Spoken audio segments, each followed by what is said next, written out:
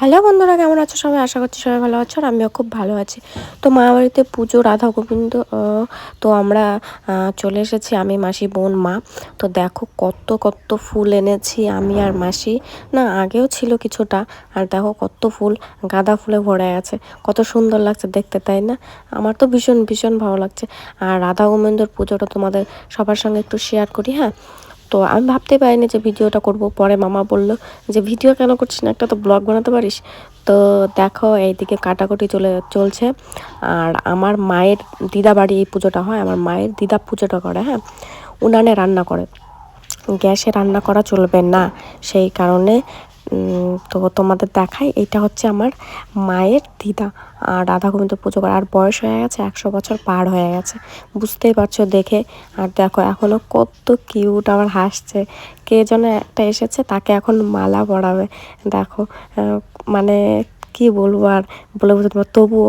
আর একটা কথা ভাবতে অবাক লাগবে তোমাদের, যে আমার বড় মা, মানে আমার মায়ের দিদাইনি, এখনও নিজেই রান্না করে খায়, বাড়ির সব কাজ একাই করে। ভাবতে পেরেছ? আর আমাদের এখন এইটুকু বয়স, তবুও কাজ করতে মন চায় না। আর সে বাড়ির সব কাজ করে, তারপরে আবার স্নান করে পুজো দেয় প্রত্যেকটা দিন। ভাবা যায়? আর কত সুন্দর দেখো বসে আছে। আর এইদিকে আমার মামা ভিডিও করে দিচ্ছে, ডাকছে যে ঠাকুমা এদিকে ঘোরো। আর দেখো চুলগুলোর অবস্থা কি, একেবারে জটা বেঁধে গেছে।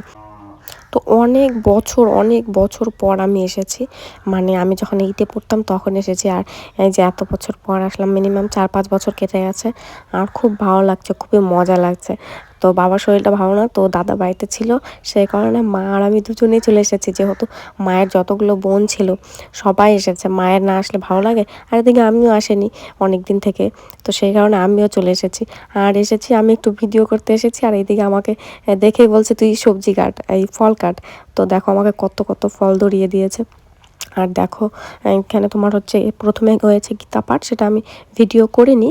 আর গীতা পাঠের শেষে গান শুরু হয়ে গেছে। প্রত্যেক বছর হড্ডি পালন নিয়ে দল নিয়ে আসে। আমি সত্যি জানি না হড্ডি পালন দল বলে না কি বলে, তো যেটা বলে সেটাই আমি জানি না। আমি তা জানি, যেটা জানি সেটাই বললাম। এদিকে বোন দেখো হাই হাই বাই বাই করছে, এই বোনকে ডাকছে, বোন তো শুনতেই পাচ্ছে না। আর দেখো মামা সবটা ঘুরিয়ে ঘুরিয়ে দেখাচ্ছে, ওদিকে খিচুড়ি আর এদিকে ঘাটি রান্না হচ্ছে, কত সুন্দর লাগছে। আর মামা প্রত্যেকটা ভিডিও করছে, আর আমার তো বেশ ভালোই লাগছে। আমি যেহেতু লজ্জা পাচ্ছিলাম না, তাই মামা ভিডিওটা করে দিল। তো তোমাদের কার কার ভালো লাগছে ভিডিওটা দেখে অবশ্যই জানিও। আর এরকম গান শুনতে কার কার ভালো লাগে? আমার তো মোটামুটি ভালোই লাগে। তো অনেকের গান হয়তো বুঝতে পারি না, কিন্তু বাউল বলো, কীর্তন বলো, মানে গীতা পাঠ বলো, যেটাই বলো, শুনতে মন দিয়ে শুনলে না প্রত্যেকটা জিনিসই শুনতে খুব ভালো লাগে। আর মা বলছে আমাকে একটু হাই করে দে, আমি একটু হাই করে দিলাম। তারপরে দেখো সব বোনেরা এখানে, বোন, কাকি, মামি, জেঠি, সবাই মিলে একসাথে গল্প করায় ব্যস্ত, মানে অনেকদিন পরে দেখা হলে যা হয় আর কি। আর এদিকে দেখো আমার কুটু বুনু কী করছে, নিজে নিজে লিপস্টিক পরে নিজে নিজে আয়নাতে আবার দেখছে, ভাবা যায়। আর এদিকে আমি আর মামা একটু মামি একটু মামার চশমাটা নিয়ে নাটক করা শুরু করে দিলাম। আর এদিকে পরের দিন ঘুম থেকে উঠে, অনেক রাত্রে ঘুম থেকে উঠে অরিজিনাল মা বাড়ি চলে গেছে, নিজের মা বাড়ি।